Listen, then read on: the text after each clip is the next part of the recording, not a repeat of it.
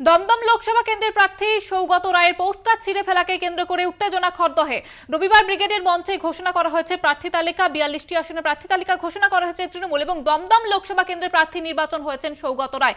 আর তারপরে তার পোস্টার ছিঁড়ে ফেলা হয়েছে বলে অভিযোগ করছে। দেখতে পাচ্ছেন সেই ছবি, সৌগত রায়ের নামে পোস্টার দেওয়া হয়েছিল কিন্তু সেই পোস্টার ছিঁড়ে ফেলা হয়েছে।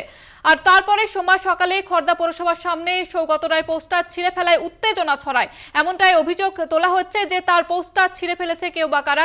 এ বিষয়ে বিস্তারিত জানবো, প্রতিনিধি জয়ন্ত মজুমদার রয়েছে টেলিফোন লাইনে। জয়ন্ত, কারা ছিল পোস্টার, কি জানা যাচ্ছে ঠিক?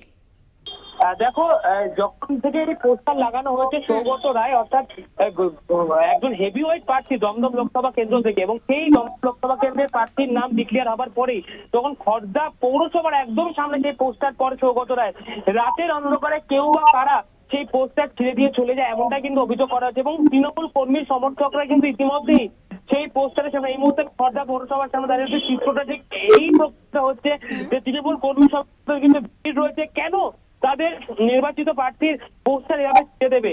এবং তারা যেটা দাবি করছেন যে বিজেপির তরফ থেকে কিন্তু এই হেন কাজ করা হয়েছে এবং বিরোধীদের তরফ থেকে কিন্তু এই হেন কাজ করা হয়েছে, এমনটাই কিন্তু তাদের দাবি। এই নিয়ে কিন্তু তারা মানতে নারাজ, তারা কিন্তু যথেষ্টই ক্ষোভ প্রকাশিত করছেন এবং এই বিষয় তারা চাইছেন যে সিসিটিভি ফুটেজ খতিয়ে দেখা হোক, খতিয়ে দেখিয়ে কেউ বা কারা যারা করেছে এই হেন কাজ তাদের জন্য যথাযোগ্য শাস্তি দেওয়া হয়। একেবারে ধন্যবাদ জানাবো জয়ন্ত।